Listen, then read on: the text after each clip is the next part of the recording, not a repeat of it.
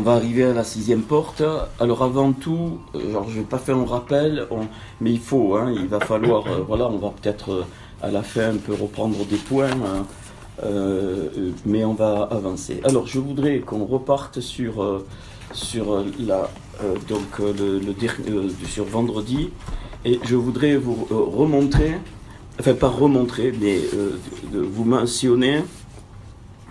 Alors en ce moment, on est parce que comme ça bouge bien, donc j'ai pas trop le temps d'aller dans les détails, mais on va le faire, hein, ne vous inquiétez pas. Donc Malachie 2, donc ça qui me rappelle donc cette alliance des Lévites, donc de Lévi, et la caractéristique Lévi, ça veut dire mon cœur.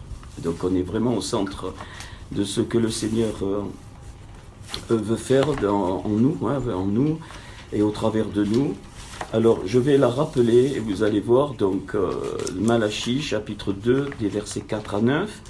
Donc, vous saurez alors que je vous ai adressé cet ordre afin que mon alliance, donc, Béréti, c'est mon alliance avec Lévi, donc, subsiste, dit l'Éternel. C'est mon alliance avec lui est une alliance de Raïm et de Shalom. C'est une alliance, donc, des vies et de Shalom. C'est l'alliance des vies et du shalom. C'est l'alliance qui revient par Élie au temps de la fin, qui avait un cœur de Raïm rempli de vie et de shalom, Élie, et donc le feu sortait de lui. Donc il faut bien comprendre, et on revient, et pourquoi la 6e porte dans laquelle on rentre aujourd'hui, donc elle est importante, parce que c'est la porte qui me donne l'essentiel de la Torah, qui est la force de la Torah. Fin du psaume 29, vous le notez, psaume 29, un psaume clé, absolument clé. Bien sûr qu'il y a toutes les caractéristiques de la Torah, ça n'enlève absolument rien du tout, mais si on sort de cette dimension, on rate tout. Il faut bien comprendre. Avant tout, donc je l'ai dit, le Seigneur nous donne une force incroyable au travers de la Torah quand on la reçoit avec notre cœur, et c'est cette force de la Torah qui va déclencher absolument tout ce que le Seigneur veut que nous fassions. Sans cette force, on peut connaître, on peut se réjouir, s'il le faut, mais l'essentiel, et c'est cette force qui nous donne les Raïm et le Shalom. C'est pas pour rien qu'elle est rappelée là. Le psaume 29, qui est un psaume messianique par excellence, et qui me parle du retour du Seigneur. Tout à l'heure, j'ai reçu dans la nuit, j'ai pas dormi, non pas parce que j'étais mal, j'étais heureux, mais j'ai pas dormi. Enfin, très peu. Hier, on était avec Marc et Séverine, une très belle soirée. Après, le Seigneur, il m'a coincé comme ça, il m'a mis par terre. Fils de Dieu, j'allais me coucher, hein. Poum! Ça va, Seigneur, c'est bon. Isa, elle est montée. Moi, c'était, je crois, 3h30 ou 4h, un truc comme ça. Rendez à l'Éternel gloire pour son nom. Adorez l'Éternel avec des ornements sacrés. La voix de l'Éternel retentit sur les eaux. Le Dieu de gloire fait gronder le tonnerre. Ça, c'est quand il revient. Et les ornements, c'est son église qui est parée.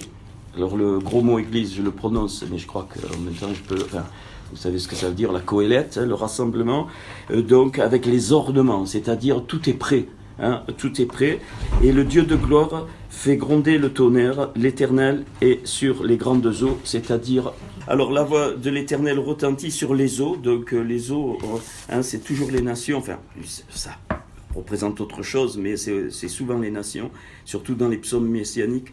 Le Dieu de gloire fait gronder le tonnerre, ça c'est le Shabak. Le mot c'est Shabak. C'est un cri hyper fort, Shabak, qui était employé dans le peuple de Dieu quand il partait à la guerre. Il y avait les chauffards, le rassemblement, et quand il courait, il commençait à courir, il criait, mais il hurlait le Shabak de Dieu. Donc là, le tonnerre, c'est le Shabak. L'Éternel est sur les grandes eaux, la voix de l'Éternel, donc Rol Adonai, et Shaddai, puissante. Alors, puissant, ça veut dire stop. C'est quand le Seigneur dit stop, c'est la puissance. C'est-à-dire, ça se déroule après. La voix de l'Éternel est majestueuse, donc là c'est le mot Hod, toute la splendeur.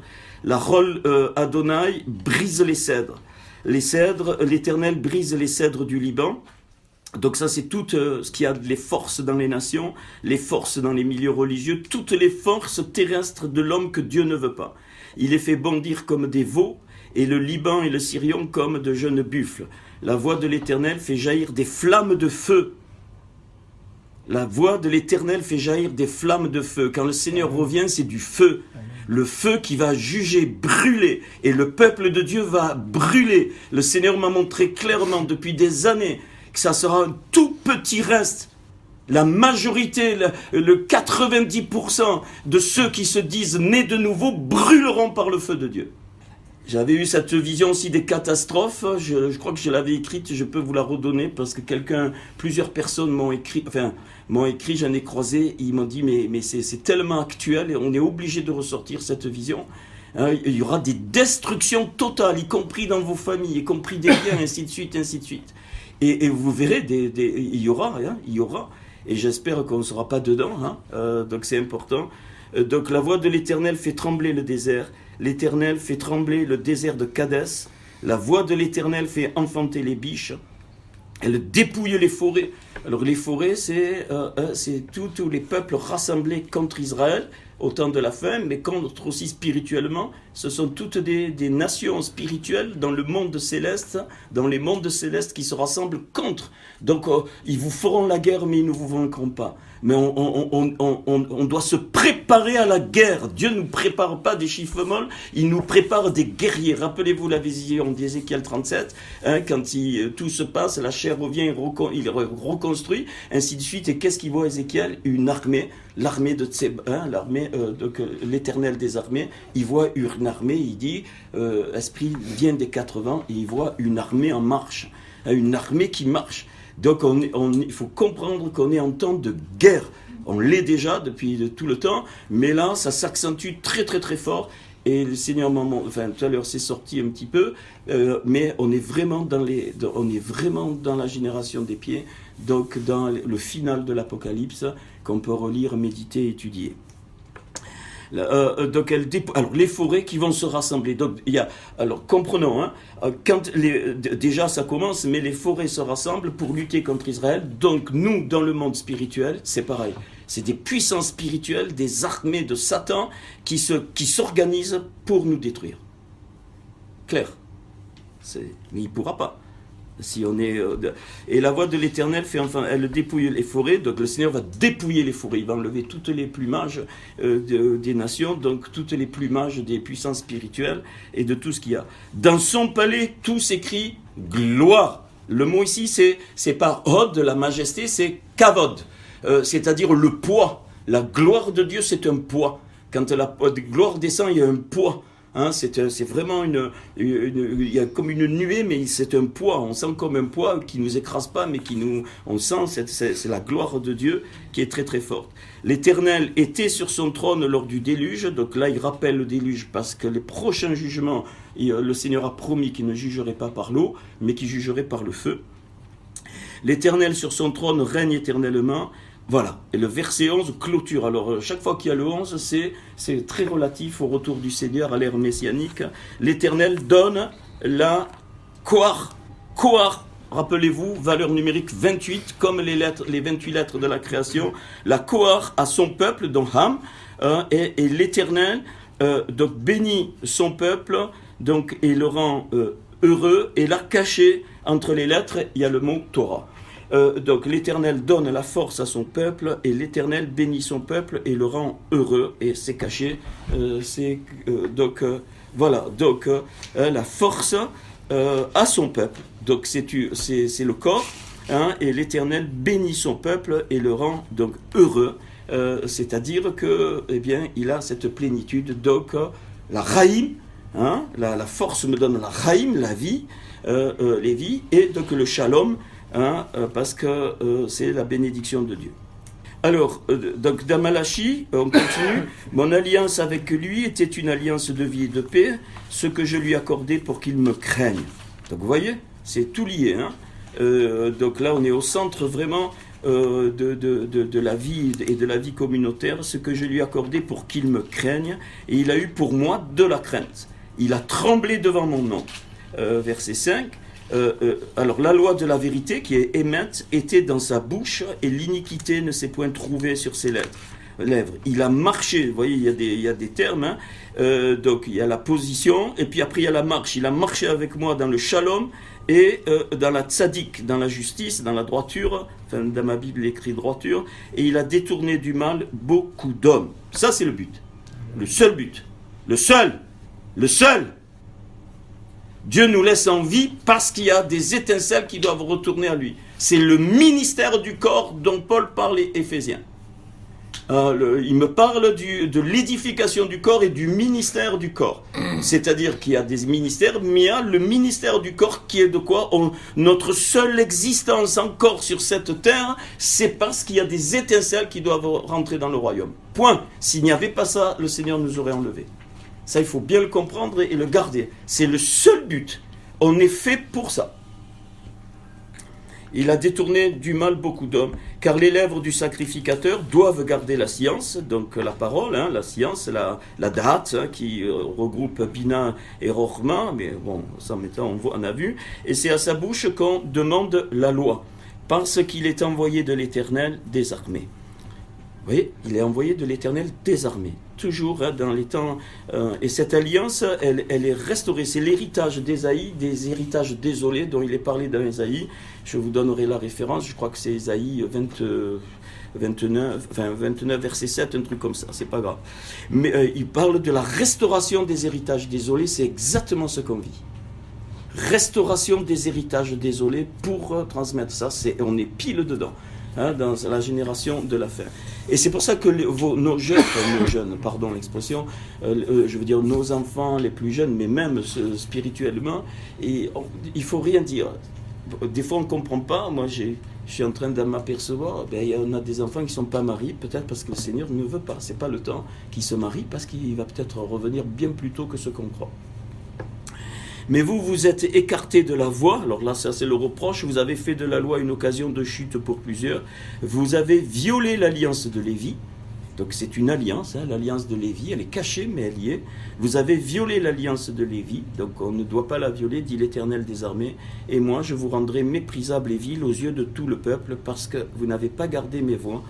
Et voilà, la clé encore qu'on retrouve, et que vous avez égard à l'apparence des personnes.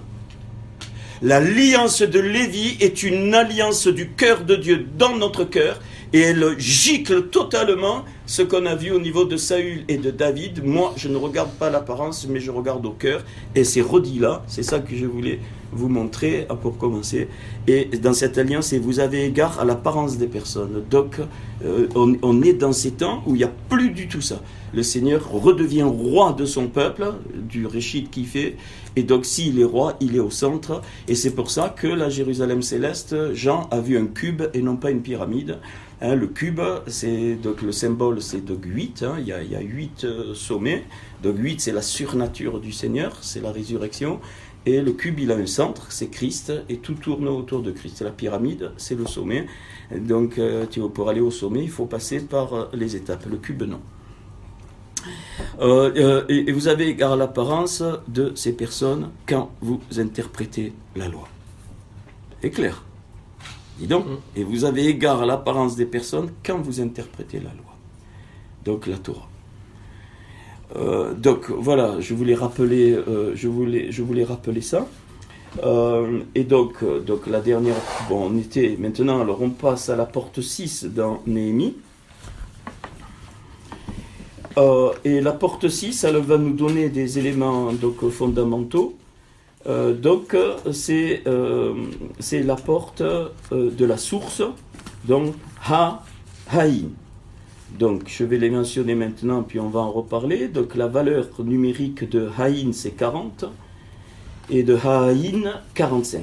45, c'est la valeur numérique de Adam, l'homme qui au départ était sans faute, qui s'appelle Adam. C'est 45, donc cette porte de la source reconstruit absolument l'homme intérieur en moi pour que je sois un élément, une vraie pierre vivante du corps. Donc, et 40, c'est la valeur, rappelez-vous, de la séphira Netzstar, c'est-à-dire la séphira de la persévérance, la séphira éternité. Donc on est dans une génération de la persévérance. Et c'est pas pour rien que le contraire est bien répandu, hein, la cistana, tout, on voit, ça vient de là. Ça vient du fait qu'on est dans une génération où Dieu doit reconstruire en nous la persévérance, l'enthousiasme, comment on dit ce mot, celui-là qui fonce, hein, celui-là qui est motivé, voilà. Et bon, on n'est pas responsable de ce qui se passe dans le monde, mais par contre, le corps, il est responsable, hein, d'avoir ouvert ça. Donc, alors maintenant, alors juste pourquoi je dis que c'est la Torah, cette porte, la Torah du cœur. Alors déjà, on va commencer le mot Torah, donc le Tav, le Vav, le Resh et le He a pour valeur numérique 53. Valeur alphabétique, parce qu'il y a deux valeurs, hein, 53 et valeur numérique 611, et là c'est très très beau. La valeur alphabétique, c'est-à-dire l'essence, la valeur essentielle, eh bien c'est exactement la même valeur que Yeshua, que donc notre Seigneur, 53. Donc la Torah révèle Yeshua. Toute la Torah révèle Yeshua. Alors c'est presque comme le Mashiach. Mashiach c'est 52, mais c'est normal, hein, voilà, parce qu'il y a une différence entre Mashiach, donc le Christ, est loin, et Yeshua de 1, c'est normal, hein, c'est normal, voilà, mais c'est très proche. Alors le mot Torah, l'origine du mot Torah vient de Yara, le mot Yara qui est très intéressant.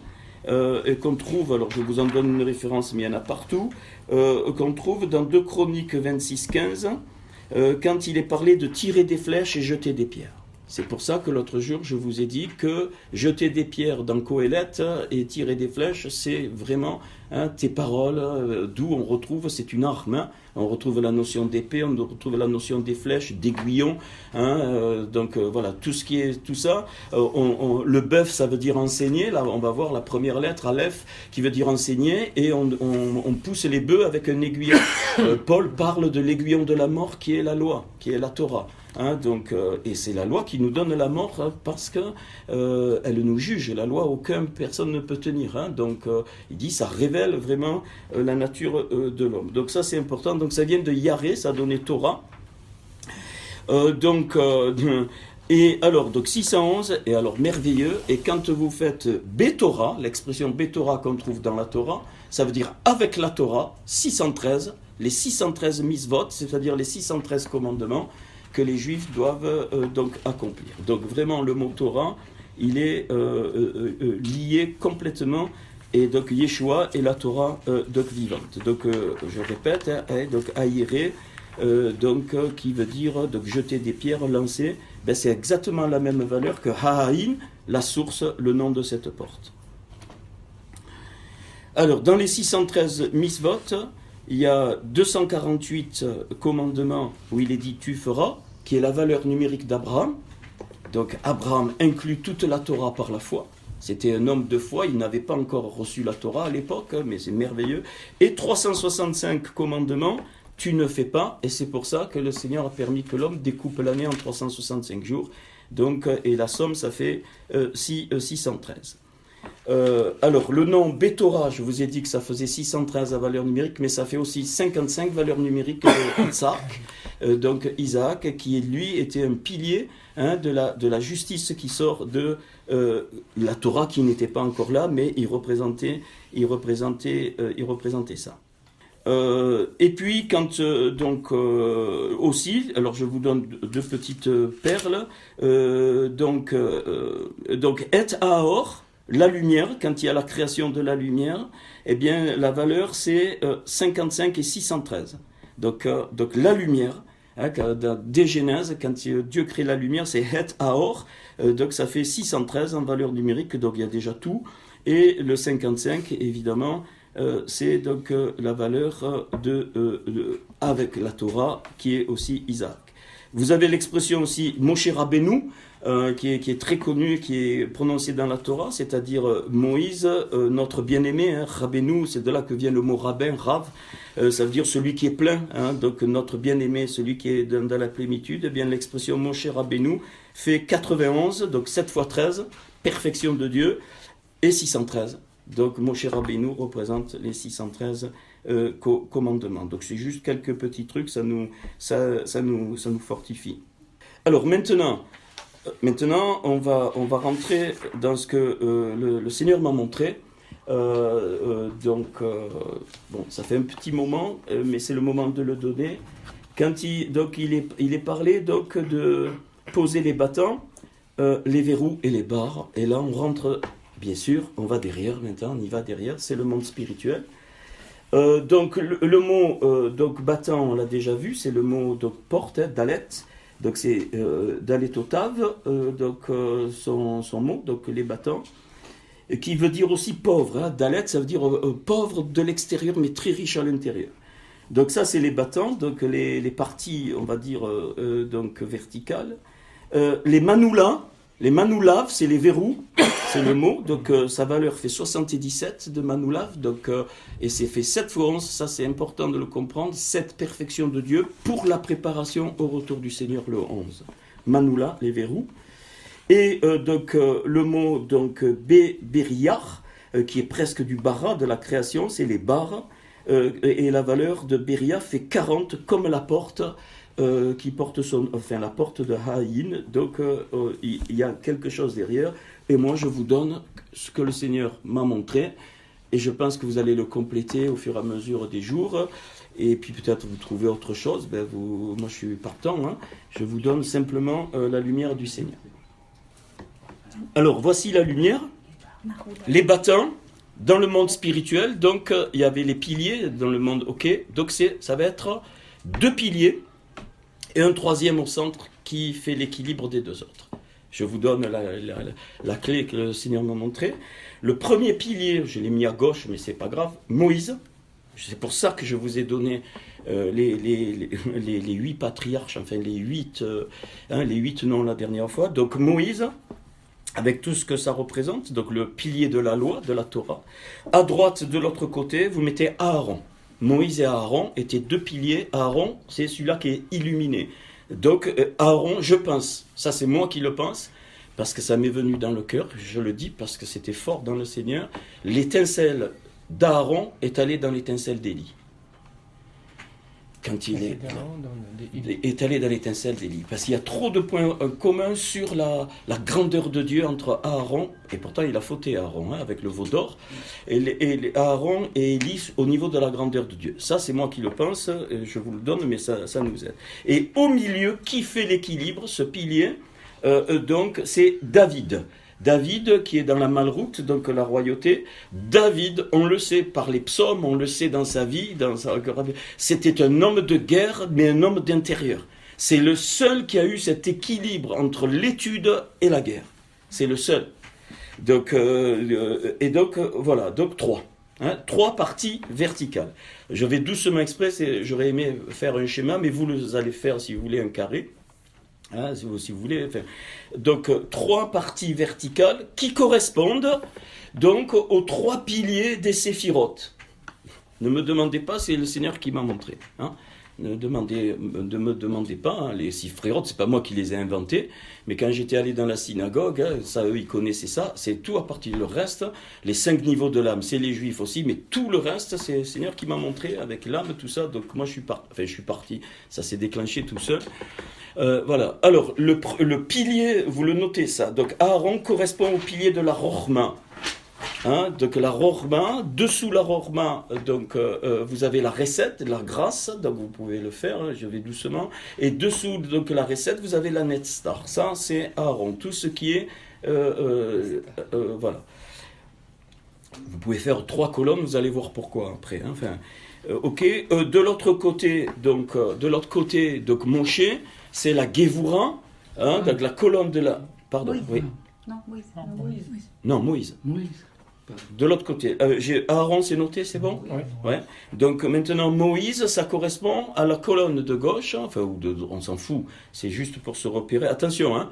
Là, on va aller dans le monde spirituel. Hein, là, on est dans le monde spirituel.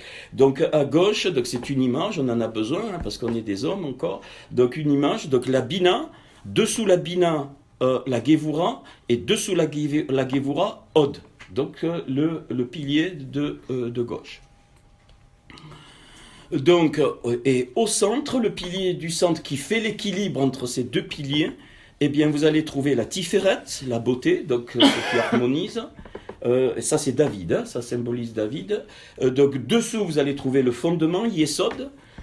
Et encore dessous, vous allez trouver donc la Malroute qui représente les pieds. Donc, dans le corps humain, on a compris, hein, donc c'est la partie droite du visage, hein, enfin, ou du cerveau, avec la main donc, et la hanche. Ça vous donne les trois d'un côté. Et de l'autre côté, les trois de l'autre. Hein, si vous voulez un repère, sinon vous faites comme moi, vous faites trois barres et puis vous notez. Après, mais c'est bien que vous notez, hein, ça permet de visualiser. Après, avec Jacinthe, on va préparer plein de schémas, qui moi je les ai sur. Il faut les préparer. Marc va les, parce qu'il est artiste, il va les travailler artistement, comme quand il y avait Tubal Caïn qui travaillait le fer. Et puis c'est important, je crois, même pour la suite après. Parce que là, moi, j'ai des quantités sur Excel, mais bon, c'est à cause de vous que j'ai pas le temps de finir tout et je suis obligé de jongler. Bon, voilà. C'est clair pour tout le monde, ouais. Hein, je vais aller doucement parce que c'est bon, c'est 3 piliers verticaux. Alors, Moshe, donc la parole, hein, donc la Torah. Aaron, bien, tout ce qui est spirituel, donc vous pouvez, Aaron, ça représente la louange, la guerre, le combat spirituel, hein, tout ce côté-là. Et David qui fait les deux, qui fait l'équilibre entre les deux. Je vous dis, moi, ce que le Seigneur m'a montré, point. Ça, c'est les 3 battants de la porte. Spirituel, hein. Ne pensez pas porte physique, mais il n'y en a que 2, on s'en fout, c'est pas ça, même non, il y en avait qui avaient 3, de pensée spirituelle. Donc c'est les parties verticales, évidemment, il y a les battants des portes étaient posés sur les, comment tu appelles, les trucs là.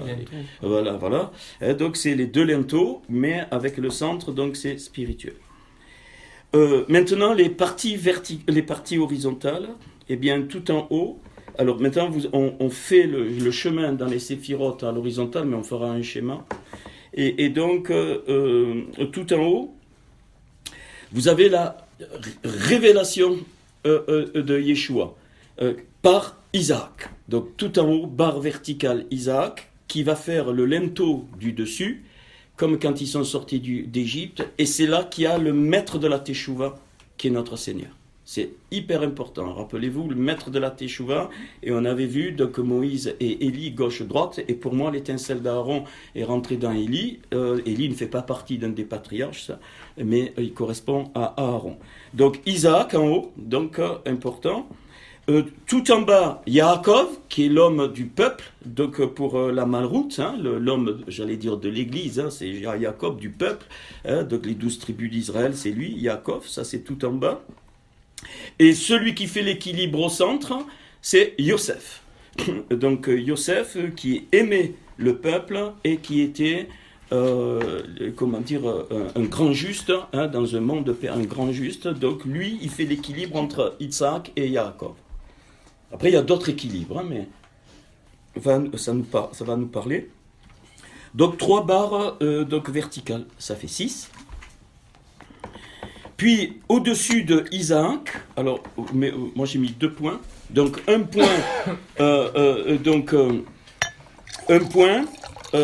vous mettez donc, enfin, c'est 2 verrous.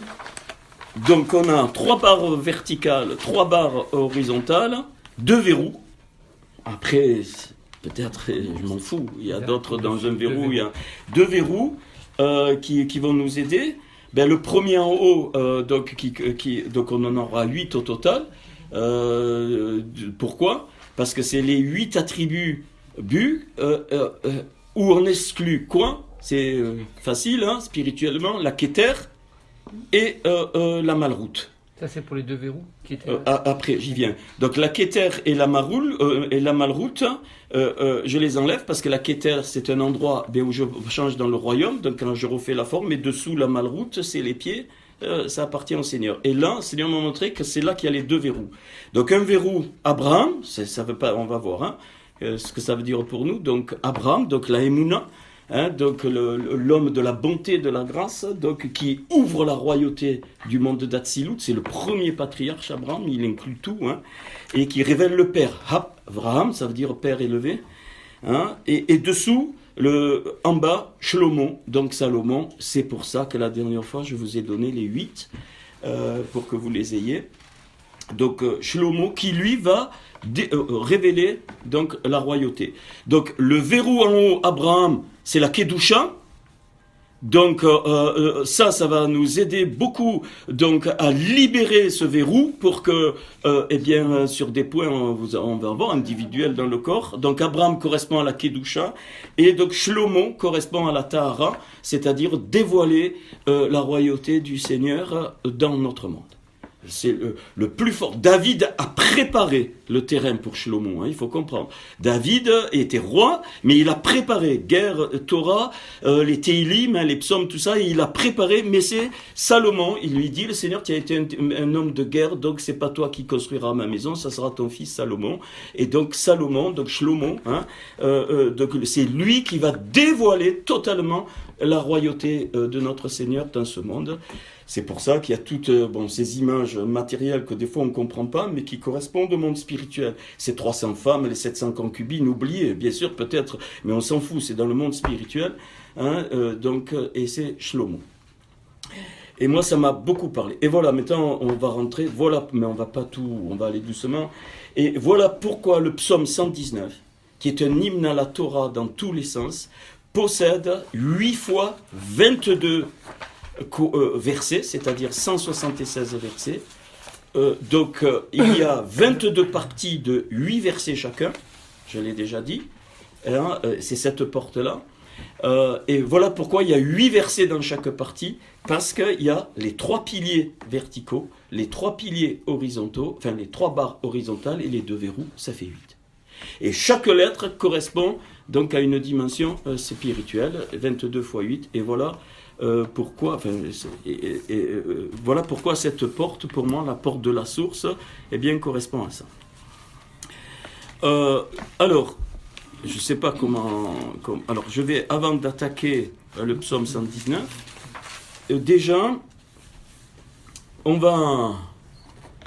donc, c'est bon, alors, j'attends.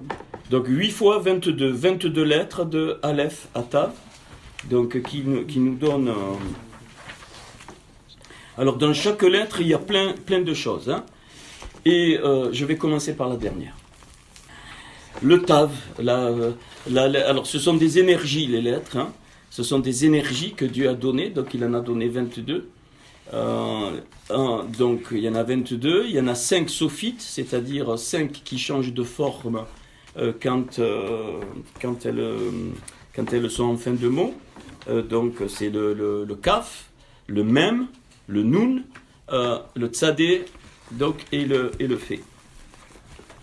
Il y a 3 lettres mères, donc le aleph, le shin et le mem, qui fondamentalement sont dans le monde spirituel des 10 séphirotes et qui regroupent les 3 chacune. Le aleph comme l'air, aleph c'est l'air, shin comme le feu, et même maïm comme l'eau, c'est les 3 éléments avec lesquels le Seigneur a fait donc apparaître la terre. Mais vous retrouvez aussi dans Aleph, Shin, Mem, Abraham, Shin c'est Shlomo, donc Salomon, et Mem c'est Moshe, Moïse. Je vais commencer comme ça. On commence par la dernière, le Tav. Alors le Tav est Seigneur, je suis la lettre de la vérité, Amet. Le mot Amet, vérité, finit par Tav, qui est aussi, qu'on appelle aussi Dieu. Seigneur, tu vas marquer les fronts de ceux qui ne doivent pas être tués. Ézéchiel 9,4 avec ma lettre, Tav. Et le Tav, le Seigneur a dit, je suis l'alpha et l'oméga, et en fait il a dit, je suis l'Aleph et le Tav, c'est-à-dire la finitude, l'accomplissement total, et le mot Tav, ça veut dire signe, et ça représente la croix de notre Seigneur. Alors, cette lettre, elle ferme la conclusion de la mort, qui est le mot Mavet, parce que quand le Seigneur va venir, est-ce que vous savez que vous avez 2 marques dans le monde spirituel. La Bible me parle de 2 marques, une dans Ézéchiel, une dans Apocalypse. La marque de la nouvelle naissance. Tous les anges, tout le monde spirituel voit que tu es né de nouveau. Et la marque, si tu es prêt pour le retour du Seigneur, c'est le Tav, qui est sur ton front spirituel. C'est juste au-dessous de la Kéter. Donc il faut bien comprendre ça. Donc on est marqué par le Seigneur, c'est obligé. Donc cette lettre, elle représente le sceau divin que tu peux revendiquer face à l'ennemi. Tu es marqué. Donc nul ne peut, rien ne peut t'arriver si ce n'est le Seigneur qui l'a permis. Donc cette lettre c'est une lettre très féminine, hein, qui représente, on avait déjà vu, la réalisation des choses que le Seigneur conçoit. Alors, elle peut représenter aussi, j'avais donné quelques, mais au fur et à mesure je complète, hein, l'intégrité, la droiture de cœur. Hein, elle peut représenter cette lettre, excusez-moi. Je l'ai dit, non, pas l'intégrité, la finalité, hein, excusez-moi. Ok. Et puis, l'avant-dernière, elle s'est approchée, elle a dit, mais Seigneur, c'est moi, parce que tu t'appelles Shaddai.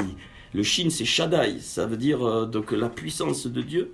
Donc Shin, hein, vous pouvez le noter, c'est la puissance de Dieu. Et donc elle veut dire, elle-même, elle veut dire la dent. Hein, ce qui est mâché, ce qui est broyé, broyé pour transformer les choses dans le monde spirituel.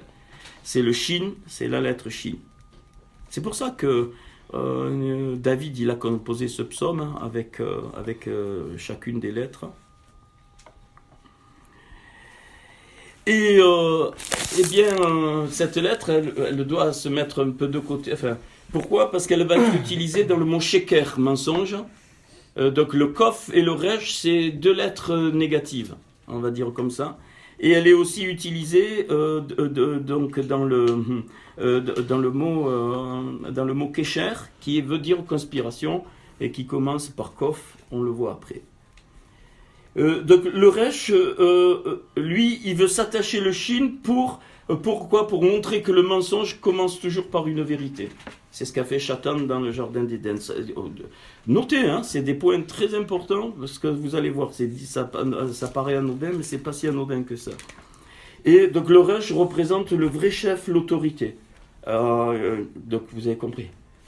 Plein de chefs sont des fausses autorités. Et c'est le réchit de toute chose, le prélèvement. Donc cette lettre représente donc le prélèvement. Alors le shin, j'ai oublié, c'est shirashira aussi. Donc ça peut aussi parler du chant de mon cœur, de la louange, donc dans un aspect contact avec le Seigneur pour que le Seigneur agisse en moi. Le resh, c'est ce sens donc d'autorité, donc de protection pour nous. Donc le kof débute le mot, je l'ai dit, conspiration, mais c'est aussi le kof, le mot kof lui-même, c'est le chat de l'aiguille. C'est le mot que le Seigneur emploie quand il dit il est plus facile,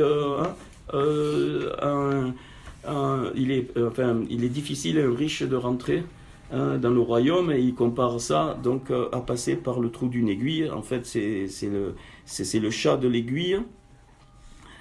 Donc ça, c'est un symbole pour nous de purification. De purification, cette lettre. Donc, ok. Le tzadé, pareil, le tzadé, il est la première lettre de tzadikim, les justes, parce que l'Éternel est juste. Quiconque est juste contemplera sa face. C'est le psaume 11, verset 7. Voilà, alors, elle est forte. Bon, je ne fais pas l'effort, moi, aujourd'hui, on pourra les faire. Mais bon, c'est pas très important. Donc le P, donc qui commence le mot pour Kana, qui veut dire délivrance, mais elle est spéciale parce ça commence aussi le mot pécha, qui veut dire transgression, et elle se tient comme le serpent.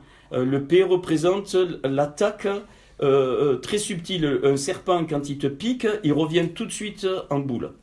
Paf! Il pique assépamment. C'est très important, parce que dans le monde spirituel, c'est très très très fort. On a constamment affaire à ça. je ne sais pas comment on peut appeler ça, hein, donc le refus de responsabilité, il te tue, il te pique, mais c'est pas lui. Donc, et donc le P, et c'est pas pour rien que le P veut dire aussi donc la bouche, c'est parce que c'est par la parole qu'on détruit donc les puissances mauvaises. Puis il y a le Ein. Alors le Ein, ben, elle c'est le péché volontaire, enfin, elle débute le Avon, donc le péché volontaire, mais elle est aussi, elle est utilisée pour l'œil, c'est le même mot, Ein, pour source, on vient de le voir. Donc c'est une lettre qui me parle en même temps de la confusion, donc le péché involontaire, la confusion, quand c'est confus, tu peux, mais qui en même temps me parle de lumière, parce que quand je reviens à la source, eh bien le Ein fait son action, c'est-à-dire eh bien elle me nourrit, enfin elle m'abreuve.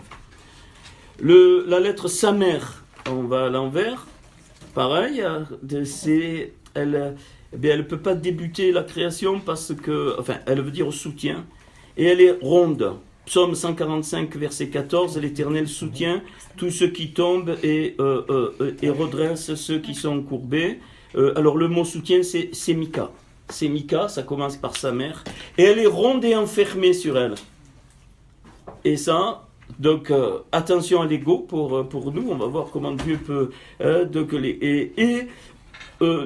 comment dire elle nous rappelle que les soutiens ne peuvent être qu'un temps. Parce que sinon tu tournes en rond. Sinon tu tournes en rond, donc c'est quelque chose... Alors, ouais, j'ai oublié de donner... alors, elle correspond au cœur non double. Le Samer, donc le cœur non double, c'est-à-dire qui ne profite pas des soutiens, mais qui à un moment donné sort pour avancer. La lettre Nun, donc initiale de Nora, prodigieux en louange, et de Nava, agréable, désirable, et c'est la lettre de la révélation, c'est la lettre qui révèle ce qui est caché, sa valeur c'est 50. Je donne que quelques éléments, hein, au fur et à mesure, quand ça me prend, ben, je vous donne d'autres choses au fur et à mesure. Alors on pourrait dire aussi que c'est un cœur lumineux, joyeux, parce que la révélation est claire, la révélation fortifie, la révélation nous rend heureux. Donc le Nun, le même, alors cette lettre, elle est pas choisie parce que alors les trois lettres qui arrivent là, Meler, même, Lamed et Kaf, mais non, parce que le monde a choisi un autre roi. Meler, ça veut dire au roi. Donc c'est bien le Seigneur, il n'a pas besoin d'un autre roi. Le Lamed qui est au centre, c'est signe de l'orgueil qui empêche de découvrir les autres. Alors je dis au fur et à mesure, hein, donc le Lamed, à l'opposé, me parle d'un cœur qui est stable. Donc voilà. Et le Kaf, dernière lettre du mot roi, qui il lui revendique d'être la gloire, hein, le Kavod, d'être la gloire. Mais ça peut être une très mauvaise gloire. Et il commence aussi le mot Kelaya, qui veut dire extermination. Le Seigneur exterminera tous ceux qui voudront voler sa gloire. Rappelez-vous les trois pierres, vous savez, tout se tient. Hein. Les fameuses trois pierres, tu ne peux pas toucher l'autorité, tu ne peux pas toucher la gloire de Dieu et la royauté. Point. C'est comme ça. Satan, il a fait, il s'est reçu sur la courge. Et donc là, ça doit nous parler. Dieu exterminera tous ceux qui veulent prendre la gloire. C'est pour ça que le Kaf, eh bien, alors le Kaf représente aussi la loyauté, la fidélité. Hein, la loyauté et fidélité. Vous notez les points qui vous... Yud, évidemment, première lettre de Yod et Vavé. Ah, c'est obligé. Alors le Yud, c'est le canal de la volonté de Dieu. Donc il faut qu'elle reste cachée. Les plus grandes choses se font cacher. Sont les plus petites, c'est la plus petite lettre Yud, mais là il y a tout. Il y a absolument tout. C'est pour ça que, par exemple, dans le ministère d'apôtre, un vrai apôtre, sa nature c'est de cacher.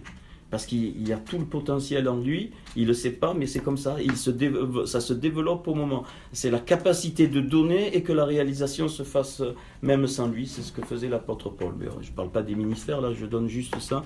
Donc c'est ça, ça veut dire, et le corps doit avoir cette dimension, bien sûr, on doit avoir toutes les dimensions, mais le corps doit avoir cette dimension, c'est-à-dire cette capacité de donner l'essentiel, c'est-à-dire la semence, et si la semence se développe, elle ne nous appartient pas. Par exemple, tout ce qui est donné là actuellement depuis des mois, un jour, vous allez peut-être prendre des points, les prêcher, les développer pour les âmes, ainsi de suite. C'est la semence, elle est donnée, voilà. Et c'est c'est un principe qu'on doit retenir. Le tête. Alors lui il dit tu es bon Seigneur, donc Tov, ça commence le mot Tov, donc c'est la bonté. Le propre de la bonté c'est de ne pas claironner. Le propre de la bonté tu fais dans le silence, et c'est très important parce que ça a une portée spirituelle. C'est pour ça que le Seigneur il a dit quand tu pries va te cacher, ainsi de suite, c'est pas la peine qu'on te voit donc le tête le Seigneur le cache, parce que c'est la vraie bonté. On donne sans compter, sans voilà. Et c'est aussi le monde.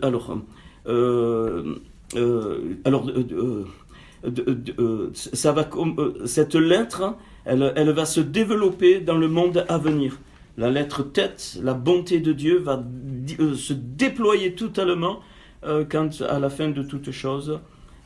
Mais elle nous parle de sécurité.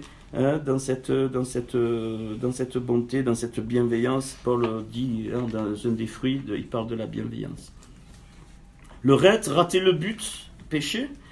Donc c'est pour ça que le ret et le tête ne se trouvent pas dans les noms des 12 tribus d'Israël.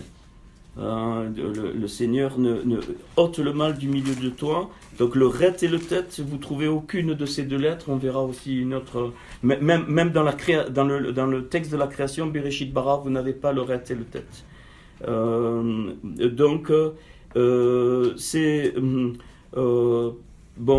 ret, c'est la surnature, c'est le 8. On doit, où tu sautes. Parce qu'elle est fermée, c'est une lettre qui fait comme un pi. Donc, ou tu sautes, ou tu passes dessous. Mais si tu passes dessous, tu es changé. Donc, c'est vraiment la porte de la croix par excellence. Et c'est le centre de toutes les portes. C'est pour ça que il y a 8 parties dans ce psaume 119. Enfin, 22 parties de 8 versets. Le zayn, la guerre, l'arme. C'est une forme d'épée, le zayn. Il pourrait revendiquer, lui, Zaror, qui est dans Exode 28, rappelle-toi le jour du Shabbat. Donc le zayn me rappelle, mais c'est une lettre de la guerre, donc c'est un outil de séparation. Hébreux 4.12, ta parole est comme une épée, est un zayn qui partage âme et esprit. Voilà. Et la lettre à côté, le Vav, qui fait la jonction, lui me parle du Shalom. Donc ces deux lettres, Zayn et Vav, qui sont à côté, une c'est la guerre et l'autre c'est le Shalom. Et ni une ni l'autre ne peuvent me parler de la création. Pense que, si tu parles que de paix, tu trompes. Si tu parles que de guerre, tu trompes. Donc c'est pas possible. Après arrive le He, il y a deux lettres He, c'est les souffles divins qui ont créé les mondes. C'est une force très féminine, c'est la matrice, la forme de la matrice. Autant le Yud, j'ai oublié de dire, c'est la semence de l'homme. La semence de l'homme, le He, c'est la matrice féminine, c'est-à-dire la capacité donc à recevoir et à développer. Ça c'est important, donc capacité, notre petit corps ici doit avoir la capacité de recevoir et à développer pour que l'enfant naisse, quel que soit l'enfant. Puis le Dalet, le Dalet et le Gimel, on va les mettre, ils vont toujours ensemble. Donc le Dalet, c'est signe de pauvreté. Quelqu'un qui est chauve, c'est le Dalet de pauvreté, mais de pauvreté extérieure, mais très grande richesse intérieure. Ça, c'est le Dalet. Et le Gimel, la bienveillance, paraît tout petit, le Gimel, mais c'est comme un homme en marche, le Gimel. Et donc lui, il donne. C'est la richesse intérieure du Dalet, il la donne, et souvent ces deux lettres vont ensemble, le Dalet et le Gimel. C'est pour ça que le mot poisson, c'est Dag, Dalet et Gimel. Donc on est représenté par le poisson, on a vu l'apport du poisson, hein. C'est pas pour rien que nos premiers frères avaient pris le ictus comme signe, hein. Donc ça vient de là. Ça veut dire qu'on est fait donc, pour être riche à l'intérieurement, mais pour que cette richesse soit donnée, et donc ça donne le poisson. Rappelez-vous, hein, Moïse était l'homme de l'eau, hein, et donc voilà, c'est... voilà. Et enfin, le bet, la deuxième lettre, alors lui, eh ben, c'est lui qui va englober, c'est une lettre magnifique, le Berorot, toutes les bénédictions. Et c'est pour ça que le Seigneur, il a pris cette lettre pour commencer la création. Bereshit, ça commence par un bet. Il y a plein de choses, elle est comme une grotte, hein, elle est comme c'est comme si elle vient d'ailleurs. D'ailleurs, elle a une petite queue juste derrière, comme si elle était sortie du Aleph, que lui, le Aleph, j'en ai pas encore parlé. Hein, comme si elle était sortie du Aleph. C'est-à-dire, toutes les choses de Dieu, elles vont passer, je ne peux pas les voir. Rappelez-vous, quand Moïse, il dit, Seigneur, fais-moi voir ta face, il dit, tu peux pas me voir, sinon tu crèves. Il lui dit, je te cache. Hein, c'est exactement avec cette lettre-là. Donc, cette lettre m'apprend, vous le notez, qu'on doit rester caché en Christ. Caché en Christ. C'est la lettre de la création, bête. Il y a tout dedans. Le Seigneur lui fait aucun reproche, rien. C'est cette lettre qu'il a choisie. Pourquoi aussi? Parce que la notion de zigouv, le deux, la dualité. Toujours. Impossible d'être seul. L'unité, elle vient de l'autre côté du bet, là, voilà, on est donné, c'est le Aleph. Le Aleph, c'est le Erad et le Ahava, qui englobe tout. Le Aleph, il englobe tout, et il n'est pas pris pour la création, parce que le monde que Dieu va créer ne pourra pas être un. Il ne pourra pas être un. Pour manifester le un, il faut créer le deux. C'est que j'avais parlé de ça. Si tout est rouge, tu ne pourras jamais voir le bleu. Il faut qu'il y ait au moins deux choses parce qu'on est dans notre monde à nous. Donc le Hérad, la plénitude, on va le vivre donc en prémisse, mais dans la création. Il faut bien comprendre. C'est-à-dire quand on parle d'unité, bien sûr, on est Hérad, mais avec toutes les les faiblesses, avec toutes les difficultés. Mais le Hérad, on va le faire. Le Seigneur, il a prié pour ça, mais c'est quelque chose de caché qui est inaccessible. On ne vit que les prémices. Comme l'épouse, c'est la même chose. Pour le moment, l'épouse n'est pas révélée. On vit que le côté fiancé. On va attaquer le psaume 119. Peut-être on va faire les deux premières, juste pour vous montrer. Alors, on va y aller, mais en hébreu, c'est magnifique. Hein. Alors, je voulais le commencer à l'envers, le psaume, mais je me suis dit, bon, ça va, on va le commencer à l'endroit.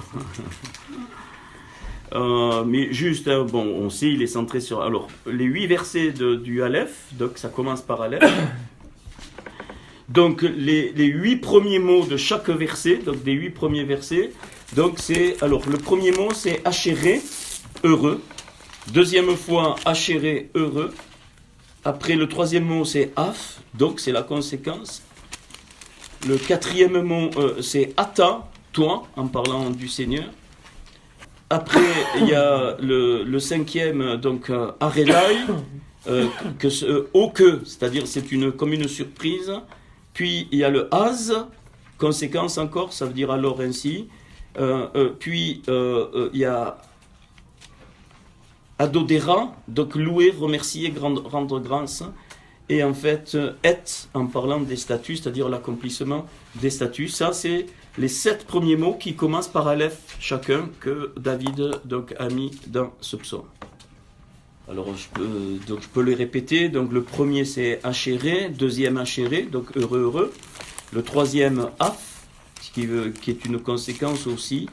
Oui, on peut dire oui. Donc, Ata, toi. Aralei, donc au que, c'est-à-dire que tout ce qui arrive. Az, donc c'est encore une conséquence. Donc le mot adorera, donc louer, remercier. et enfin le Etz pour parler des statuts de Dieu. Alors on lit ensemble, et puis après c'est après on peut, on peut, heureux ceux qui sont à peu près donc intègres dans leur voie, qui marchent selon la loi de l'Éternel. Donc premier point, intégrité. Heureux ceux qui gardent ses préceptes, fidélité, qui le cherchent de tout son cœur. 3. Qui ne commettent point d'iniquité, donc équité, et qui marchent dans ses voies. Tu as prescrit tes ordonnances pour qu'on les observe, donc mise en pratique. Puissent mes actions être bien réglées, équilibre, afin que je garde tes statuts. Verset 6, alors je ne rejouerai point, j'aurai pas honte à la vue de tous tes commandements, donc la force de la Torah. Je te louerai dans la droiture de mon cœur, donc la droiture, et le mot cœur revient souvent à âme aussi. En apprenant les lois de ta justice, ça revient après justice, et je vous donne juste on va prendre un schéma tranquille. Je veux garder tes statuts, donc protéger, je veux garder tes statuts, ne m'abandonne pas entièrement. Alors le mot c'est pas tout à fait ça, mais c'est plutôt protège-moi Seigneur, que abandonner, mais bon, ça va. Eh bien, ces 8 versets, on va trouver quoi? Les 3 piliers, regardez, magnifique. Les 3 piliers verticaux, fidélité d'un côté, droiture de l'autre, et au milieu, l'équilibre. Les 3 barres, alors, les barres, c'est pour, c'est persévérance, pour moi, c'est-à-dire résister, mais bon. Les 3 barres horizontales, on trouve l'intégrité, l'équité et la force. Et les 2 verrous, c'est la louange et marcher. Magnifique. Je vais répéter. Donc, quand on lit, c'est 8 versets. Donc, on retrouve la structure de la porte avec les piliers, les parties horizontales et les verrous. Donc, je les répète. Donc, droiture, fidélité. Donc, droiture et fidélité d'un côté. Au centre, l'équilibre. Les barres horizontales, intégrité, donc équité et force. Ça, c'est les acquis. Et les verrous, donc louer et marcher. Alors, le verrou d'en haut, c'est la louange, et le verrou d'en bas, c'est la marche. Bien aimé, il n'y a pas 36 000 choses. Imaginons, eh bien, tu ouvres le verrou de la louange. C'est toi qui l'ouvres. Et tu marches. Il faut que ces 2 verrous s'ouvrent. Est-ce que tu comprends? Ça, c'est toi le faire. La louange, c'est-à-dire, c'est la marche spirituelle, la louange. Et en bas, la marche sur la terre. Alors, relisez avec moi, vous ne trouvez pas autre chose, hein? Peut-être à des variantes près, on pourra prendre mais les mots hébreux, c'est à peu près correct, ça. Donc, on trouve la droiture et la fidélité. Ça, c'est pas des verrous. La droiture et la fidélité, c'est des acquis en nous, hein. Droiture, qui sont des piliers. Hein, la fidélité, c'est la émouna, c'est en Dieu, hein, et la droiture, eh ben, c'est marcher suivant les lois du Seigneur, c'est magnifique, et au centre, on équilibre. C'est-à-dire, comme on l'a vu, comme la justice et la grâce, hein, donc il y a l'équilibre. Et les choses qui nous permettent de résister, les barres horizontales, quand ça a attaqué, ben, il fallait que les portes résistent, c'est l'intégrité. Dieu voit notre intégrité, ça veut dire qu'on est conforme à ce qu'on dit, c'est l'intégrité. L'équité, c'est-à-dire qu'on ne fait pas de favoritisme, enfin bon, c'est des détails, après ça ouvre l'équité, c'est-à-dire tout ce qui est équitable, et la force donnée par la Torah te donne la force. Mais ces choses-là, si elles sont là, si les verrous tu les ouvres pas, elles ne peuvent pas se libérer. Et là, tu as une clé. Donc louer, apprendre à louer comme le Seigneur nous conduit. On ne loue pas d'un coup comme ça. Enfin, ça, bien sûr, le Seigneur descend, mais voilà, on a appris des choses, mais c'est pas ça. Ça commence petit, c'est toujours, quand on est né, pour faire un homme, il faut 20 ans. Et on voudrait, nous, dans le monde spirituel, parce que ce monde, il n'est pas parfait, hein, on voudrait que ça aille... Non. Et donc c'est un apprentissage, mais c'est 2 verrous importants, loue et marche. Ne te préoccupe pas, tu loues, tu remercies toutes les fois et tu marches. Donc c'est 2 clés qui vont libérer. On prend, après vous pouvez, vous le ferez vous, hein, et puis la prochaine fois quelqu'un d'entre vous va m'enseigner là-dessus. Ça Ça serait pas mal que vous trouvez. Je fais le deuxième. Hein. Je fais le deuxième. Ou je le fais pas. Oui, allez, je le fais. 8, le bête. Alors le bête, par contre, j'ai pas relevé les mots, mais bon, c'est pas grave. Tout commence par bête. Hein, comment le jeune homme rendra-t-il pur son sentier en se dirigeant d'après ta parole? Pureté. Je te cherche de tout mon cœur, ne me laisse pas m'égarer. Ça veut dire alors Lévi, avec mon cœur, je te cherche dans le sens, mais vraiment très fort. Hein, c'est pas chercher comme ça. C'est comme a dit le Seigneur ton Dieu, de tout ton cœur, de toute ta force et de toute ta pensée. Je te cherche de tout mon cœur, le verset 10. Ne me laisse pas m'égarer loin de tes commandements, détermination. Je serre ta parole dans mon cœur afin de ne pas pécher contre toi. Décision. Là, j'ai pas le temps. Hein, je serre ta parole dans mon cœur, c'est-à-dire, c'est pas serré comme on croit. Ça veut dire, je me décide pour ta parole. Hein, le mot hébreu, il veut dire, je me prononce pour ta parole, je rentre dans ta parole. Afin de ne pas pécher contre toi. Béni sois-tu, ô Éternel, enseigne-moi tes statuts. Donc, bénédiction, bénir. De mes lèvres, j'énumère toutes les sentences de ta bouche. Donc, la parole prononcée. Moi, je force pas, mais si vraiment, là, ça doit sortir. Là, on peut faire à mesure. Je me réjouis en suivant tes préceptes, comme si je possédais tous les trésors, richesse intérieure. Je médite tes ordonnances, j'ai tes sentiers sous les yeux, donc accepter d'être vu, et je fais mes délices de tes statuts, je n'oublie point ta parole, c'est-à-dire le meilleur pour le Seigneur. Alors, les piliers, on trouve quoi? Pureté, donc au sens où on l'a déjà vu, c'est la tahara, c'est-à-dire dévoiler le potentiel en nous, et de l'autre côté, eh bien, la parole prononcée, c'est un pilier. Quand Dieu nous parle, ainsi de suite, et au centre de ça, le pilier, c'est la détermination.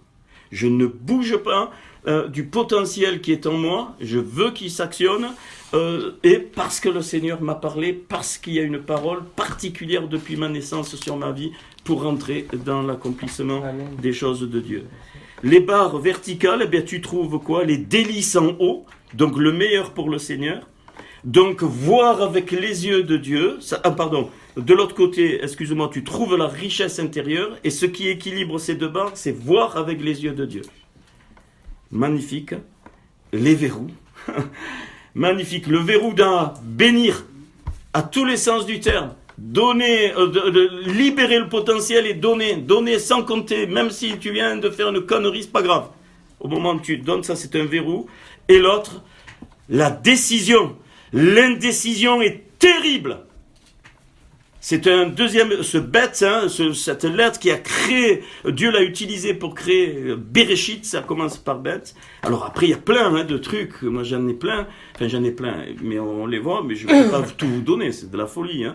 Mais on y va, et puis si vous en trouvez, donc alors je vais les répéter. Donc là, on nous parle de pureté, dévoilement du potentiel, ce que Dieu a mis en moi, par la parole de l'autre côté. Et la clé, le pilier central, ça doit être la détermination. On ne laisse pas tomber les paroles par terre, on avance. On est déterminé pour que ce potentiel libère. De l'autre côté, les délices en haut, je fais de toi le meilleur, Seigneur. Je te donne le meilleur à toi. Pas les déchets, pas les bêtes chétives, le meilleur.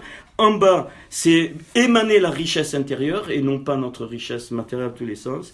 Et ce qui fait les deux barres, eh bien, ça veut dire quoi? Ça veut dire voir avec les yeux de Dieu. C'est pour ça qu'il parle de ça. Et alors là, deux verrous à ouvrir. Béni. Béni, n'attends pas. Il n'y a pas à être prêt. Il y en a un, je connais un frère, c'est moi qui l'ai débloqué à l'époque. Je l'ai pris dans la voiture, ça faisait des années, je l'ai ravagé. Enfin, je ne l'ai pas fait mal, mais je l'ai ravagé. J'ai dit, mais tu vas longtemps chauffer les chaises. J'ai dit, mais béni, commence à donner. Qu'est-ce que tu fais? J'attends d'être prêt pour me marier, elle n'est pas parfaite. Il a eu 8 connaissances. J'ai dit, non, mais tu es malade. Mais là, si elle a un cheveu en trop, elle a un poil dessous, j'ai dit non. Là, il voulait perfection beauté, perfection spirituelle, lui-même, je l'ai ravagé. Je l'ai complètement détruit dans la voiture. J'ai dit, mon vieux, tu seras non seulement jamais marié, mais inapte au service, complet inapte. Tu attends que de rencontrer la fille parfaite. Voilà, donc il faut ouvrir le verrou de c'est-à-dire donner, et la décision qui va, hein, ça va. Voilà, et regardez ceux qui ont la faiblesse de l'indécision, eh bien, c'est pas facile, hein, quand on est indécis. Vrai ou pas, Isa? Hein, toi qui es un peu moi j'ai d'autres faiblesses, mais Isa là me dit Christian, j'arrive pas, je suis indécise. Moi c'est la patience, alors ça, ok, bon. Ça, c'est dur. Hein, mais voilà, eh bien, elle souffre. Hein, Lisa, tu pourrais témoigner ça. Et eh bien, la clé, c'est de... On s'en fout. Tu attends pas. Tant pis. Même si la voie que tu prends, elle n'est pas bonne, le Seigneur, il t'arrêtera. Parce qu'à un moment donné, il faut ouvrir pour donner. Je vous donne juste les clés. Rappelez-vous, les 3 piliers, les 3 barres et les 2 verrous. Et vous allez les trouver, même, le Seigneur va vous en montrer d'autres. Hein. Le dalet, allez, on fait le dalet, le guimel. Dalet, la 4e, 25. Mon âme est attachée à la poussière. Rends-moi la vie selon ta parole. Mon âme est attachée à la poussière. Tu es Dieu. Point. Moi, je suis poussière. Hein. Donc ça, c'est la vie, la raïm. Rends-moi la vie selon ta parole. Je raconte mes voies et tu m'exauces. Enseigne-moi tes statuts. L'ouverture du cœur. Je raconte mes voies. Et tu m'exauces. Pas Dieu, il raconte pas, le texte est clair, ça veut dire il exprime les voix. Donc le verset 26, donc ça c'est l'ouverture. C'est de 25. 25, c'est 25 Oui, mais c'est de combien à combien là? Non, alors le guimel je l'ai sauté. on On passe au dalet, verset 25. Oui, j'ai dit, on fait la 4e. Mais on le fera, le guimel, c'est pas un souci. Hein. c'est ça. Dalet, c'est donc à partir du verset 25, c'est la 4e lettre, dalet, c'est la porte. Je l'ai pris exprès. Donc la vie.